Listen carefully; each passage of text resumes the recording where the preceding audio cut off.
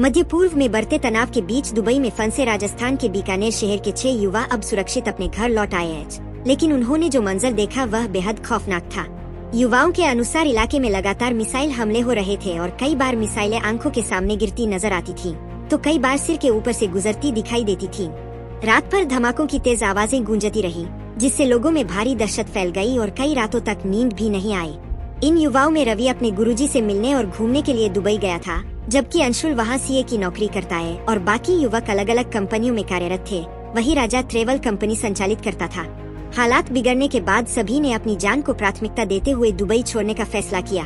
जानकारी के मुताबिक ईरान द्वारा क्षेत्र में बैलिस्टिक मिसाइलें दागे जाने के बाद हालात अचानक तनावपूर्ण हो गए और दुबई एयरबेस को अस्थायी रूप से बंद कर दिया गया। साथ ही लोगों को जो जहां है वहीं रहे जैसे निर्देश भी जारी किए गए। स्थिति गंभीर होते देख ये सभी युवा दुबई से निकलकर ओमान के रास्ते मस्कट पहुंचे, जहां काफी इंतजार और मशक्कत के बाद उन्हें भारत की फ्लाइट मिल सकी। लंबी जद्दोजहद के बाद अब सभी युवा सुरक्षित बीकानेर पहुंच चुके हैं और अपने परिवारों से मिलकर राहत की सांस ले रहे हैं। हालांकि इस पूरे घटनाक्रम ने बीकानेर ही नहीं बल्कि पूरे क्षेत्र के लोगों को झकझोर कर रख दिया है। हाँ, दिन रात हमें नींद नहीं आई थी। हम लोग पूरे वहाँ के हालात देखकर घबरा गए थे, क्योंकि जहाँ हम ठहरे हुए थे वहाँ पे मिसाइलें रात भर हमें परेशान कर रही थी। फिर हम लोगों ने डिसाइड किया यहाँ से तो निकलना ही पड़ेगा, तो इसलिए हम ओमान होके हम लोग वहाँ से ओमान निकले। फिर वहाँ रहते हैं, वहाँ से मिसाइलें ऐसे आ रही थी जैसे घर में किसी के पानी का शावर आता है। हर आधे घंटे 1 घंटे में 5-5, 6-6 मिसाइलें पड़ रही थी। मेरी बैल्कनी से मुझे दिख रहा है कि इतनी मिसाइलें गिर रही है।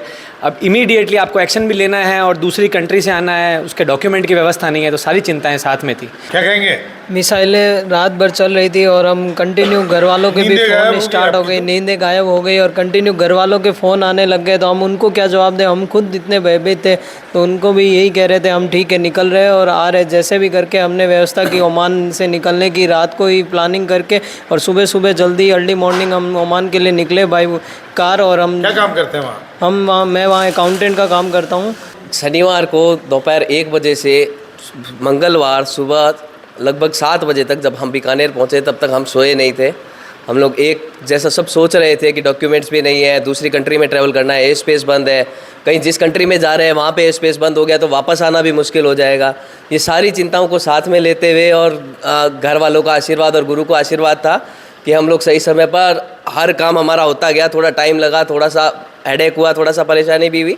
जैसा छोड़ के आ गए, सिर्फ एक लैपटॉप का बैग उठाया था और कुछ भी नहीं लिया, ना कोई कपड़े थे, ना हमारे पास कुछ भी थे, पैसा भी नहीं था। एक कार्ड लिया हुआ था, उसी कार्ड से सब लोग पेमेंट कर रहे थे। एक ही कार्ड था क्योंकि हम ऑफिस में सारा हमारा सामान और रखा हुआ था या पैसे रखे हुए थे लॉकर वॉकर, तो वहाँ जाने का भी हमें टाइम नहीं था क्योंकि हमें डिसीजन तुरंत लेना था। किसी को भी नहीं पता था कि ये क्या होने वाला है, कैसे होगा, क्यों होगा, नहीं पता था। हम लोग तो घर पे बैठे थे, बालकनी से आवाज़ें आने लगी, हम लोग बालकनी में देखे तो हाँ, फिर ये न्यूज़ देखने लगे। न्यूज़ में भयंकर बताए जा रहे थे। फिर हमने आज जब आंखों से देखा तो भयंकर था, इसलिए हाथों हाथ ये प्लानिंग की हम लोग ने कि वहाँ से कैसे भी करके इंडिया ट्रैवल करना है। और एक अच्छी बात यह है, मैं जब इंडिया ट्रैवल करके सुरक्षित इधर पहुँचा, उसके बाद मैंने 150 लोगों को दुबई से इंडिया की तरफ ट्रैवल करवाया है।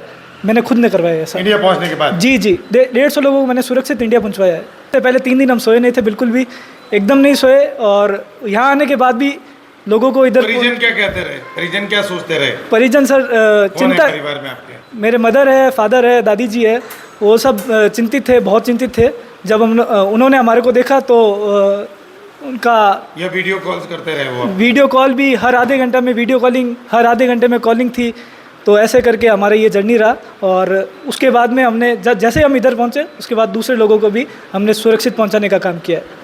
उन लोगों का यही सोचना था कि हम जल्दी से जल्दी कैसे भी तरह के अपने देश में पहुंच जाए, अपनी सुरक्षित जगह पे पहुंच जाए, क्योंकि हर फ्लाइट में बैठ रहे थे। से कितना टाइम रन कितना है? ऑलमोस्ट 3 घंटे लगते हैं मस्कट से तो गोवा। तो आप कहाँ पहुँचे तब आपको रिलीफ फील हुआ? नहीं, हमें लैंड करने के बाद ही ऐसे लगा कि हम हो गए हैं, क्योंकि उससे पहले फ़्लाइट टेक ऑफ हो ही नहीं रही। मैं ये कोई क्यूरियोसिटी नहीं थी, क्योंकि उससे पहले 2 फ्लाइट गई थी और दोनों फ्लाइट लैंड करने से पहले वापस घूम के वापस आ गई थी, क्योंकि हमें विश्वास ही नहीं था कि हमारी फ़्लाइट लैंड करेगी या नहीं करेगी इंडिया, क्योंकि 2 फ्लाइट उससे पहले गई और बिना लैंड किए वापस रिटर्न आ गई थी, क्योंकि उनके सामने मिसाइल अटैक्स हो रहे थे। तो उन्होंने एयर स्पेस पूरा बंद कर दिया था और बंद करने के बावजूद फ़्लाइट लैंड हुई। और गोवा में हम लैंड होने के बाद हमें लगा कि हम अब सुरक्षित जगह हमारे देश में पहुँच चुके हैं।